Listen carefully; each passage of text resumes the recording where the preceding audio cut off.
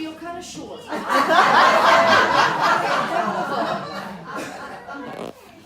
I am so glad to be here. I'm going to do the formalities for a minute because that is what I shall do. Thank you, Nilsa. Thank you for this invitation. It is a blessing to my heart to be here with you on the stand. It's a sacred moment. It's a sacred day. It's a celebration that God has been preparing for a while now. I'll get to that. I also bring you greetings from the global community of Metropolitan Community Churches. The staff, the strategic leadership team, the council of elders, the governing board, all of these people, I have to tell you, they're all standing behind you. Amen. Because we're here to serve you. That's why. You know, you've accepted this call, Nilsa, to ordination and vocational ministry, and we're going to be beside you, near and afar, and we're here with you. But I have to tell you a story. Tell the story. So Nilsa,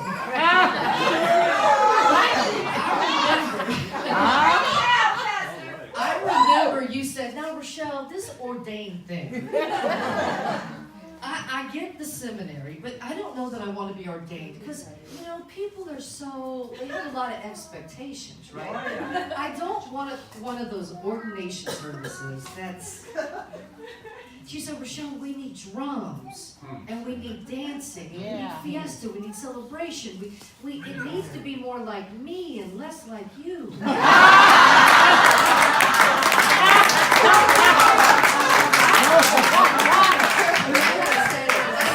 Well, why not? Why not? Right? You did say that, right? You remember that conversation. But that's what is so beautiful is God has worked on this for a long time. Because, you know, we have to remember, we have to be who we are. And when we're who we are, God moves. Right. So it's all good. It's all good. It's okay. And when that video started, that conversation was flooding back to me. I said, Nilsa's going to dance. She's going to get up and we are going to do this. In Jesus' name.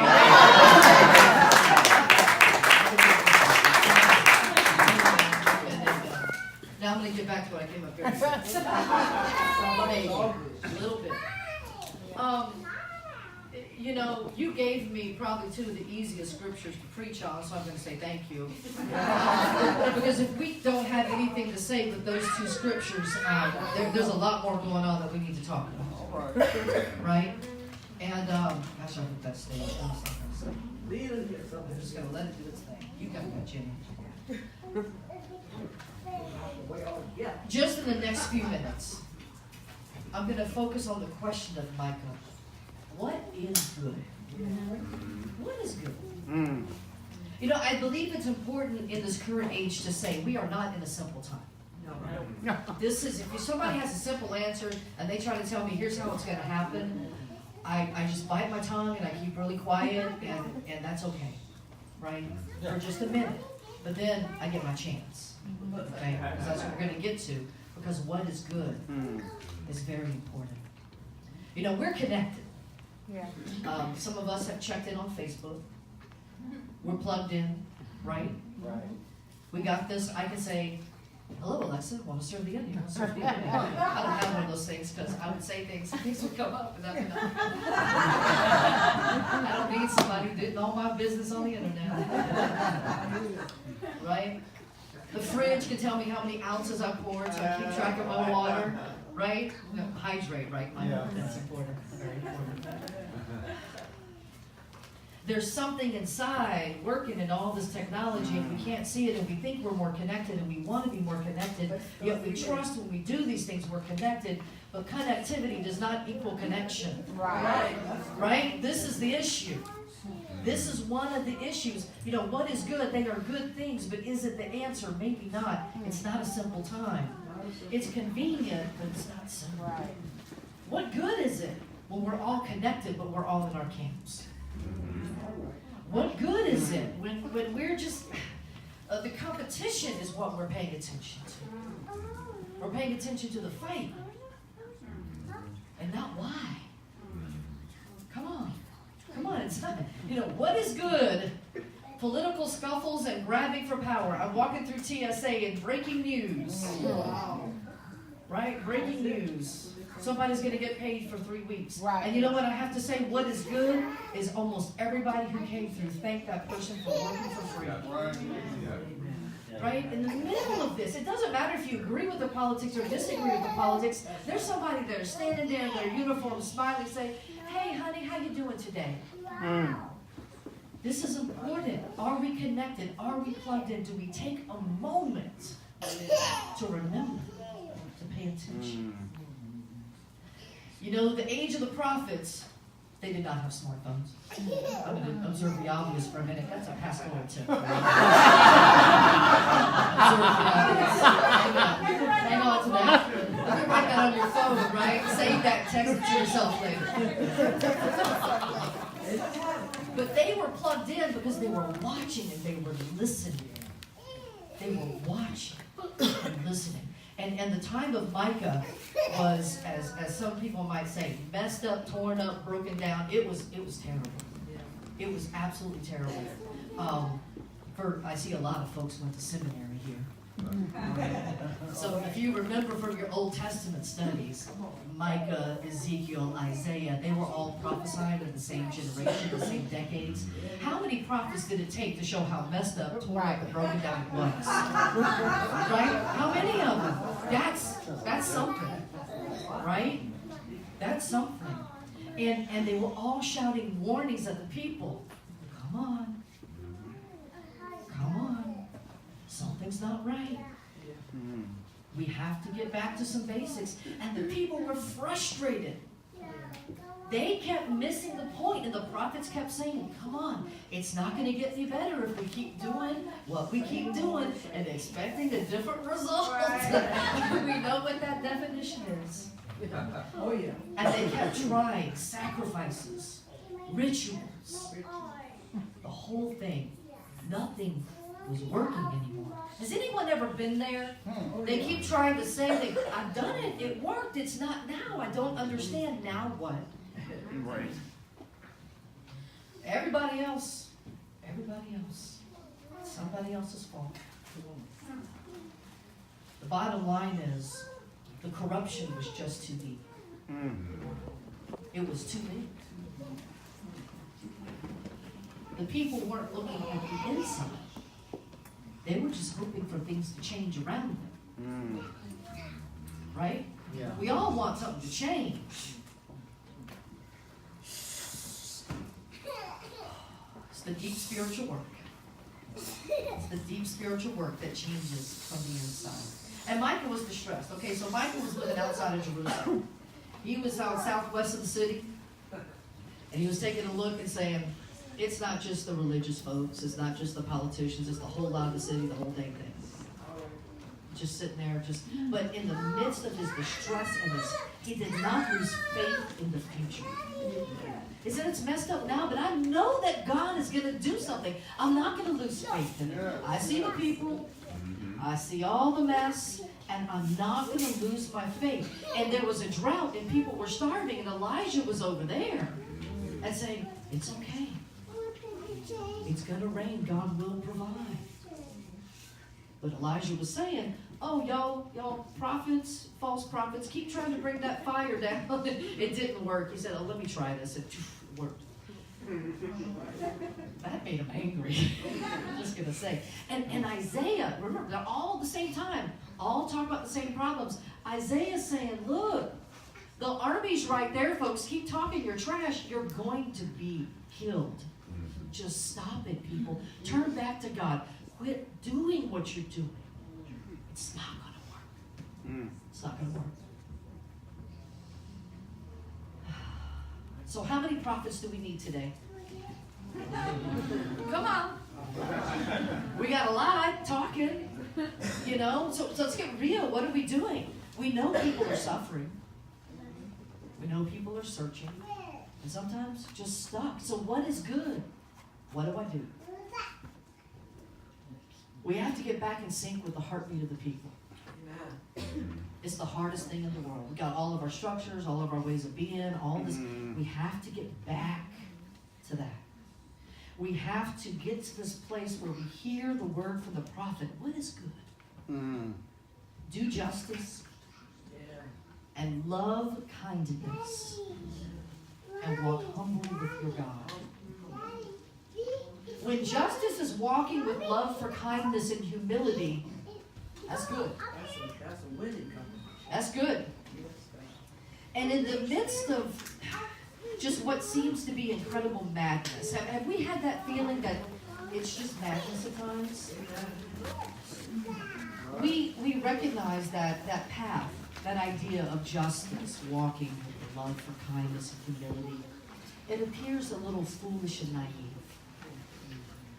Right? Oh, that's lovely. Great idea. Am I supposed to just grip the phone and just start tweeting away until somebody hears it in 140 characters or less? Right? Somebody surely is going to pay attention.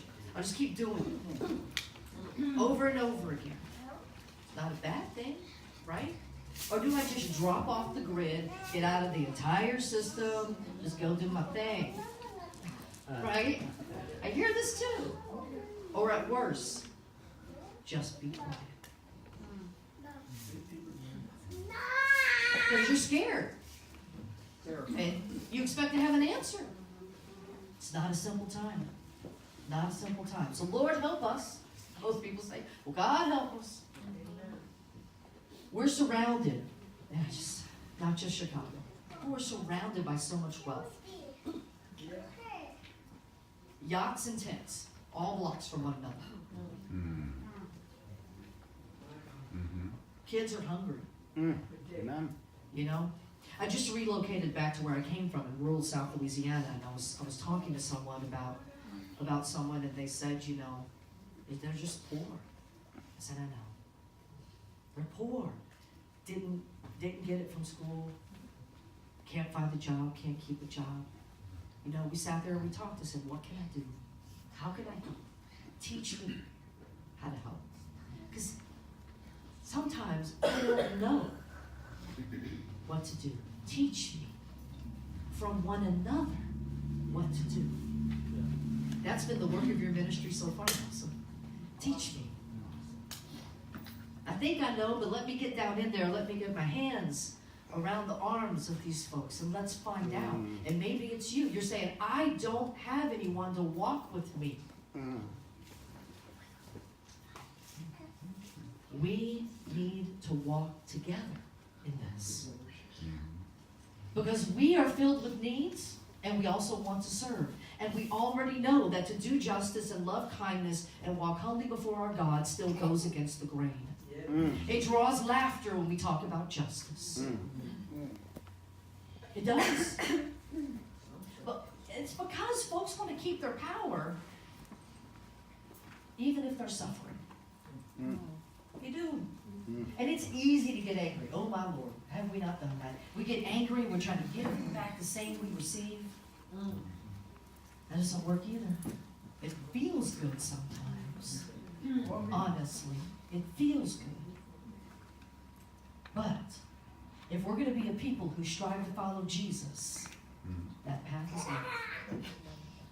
That path is love. The early church was fighting. That's why Paul was writing this. The early church was fighting. They were becoming more like their religious ancestors. And the scripture said, we need to talk about love, folks. It's beautiful at a wedding, but this is the real life moment. So I want you to pardon my interpretation for a second. Because the other thing Nilsa worried about was being ordained and getting all this education and no longer being relatable to the people. Right? Let's be real. So, my interpretation of the scripture is, but if I desire to be a good person, and if I'm educated among the greatest, and dressed in the clothing of those with the fashion sense or the authority, and even speak in the most eloquent ways, and I do not have love, It is only noise. Right. That's right. You can have faith and hope that can even challenge the impossible and give away everything and let everyone see your good actions. But if the motive is not rooted in love, it is nothing. That's right. So we ask, what is good? If we are a people who find ourselves pulling others apart, and the community is going further and further away, we have to pay attention. It's time to get connected. It's time to get connected with that message that remains real. Even in a time that's not simple, it's the message of love. It's the message of genuine love when I disagree with you completely. And you disagree with me completely. And we can sit here and we can talk because we have a love that God has given us that we have to respect together. We have to. It's the connection between us. It's what is good. It's what is good. Justice, walking with love that is kind, and I even say filled with mercy, as it says in the old KJV, and humility that holds us together. For each of us, and especially you, Nilsa, as you're starting this journey of ordination and vocational ministry, I want you to remember, no matter what, to love. It's going to get hard. I know it's hard. It's hard. I have people say things that are just unloving. They don't mean it to me. They're unhappy. Sometimes they might, but that's not the point. We can't take it personally. If we're called to serve, that's called service. We're called to serve, and we serve like this. We serve like this. And so I am calling all of us, not just Nilsa, to be reminded that we have to live into this work of justice. That's right. And we have to love with that kind of love that's filled with kindness and mercy. From the ancient prophets to the early church, and to this age of the Spirit, which is where we are. No matter what, don't give up. Breathe in hope. Don't give up. Embrace the mystery of the faith, the things you cannot see. Imagine a community that will choose justice over privilege. Can you imagine that?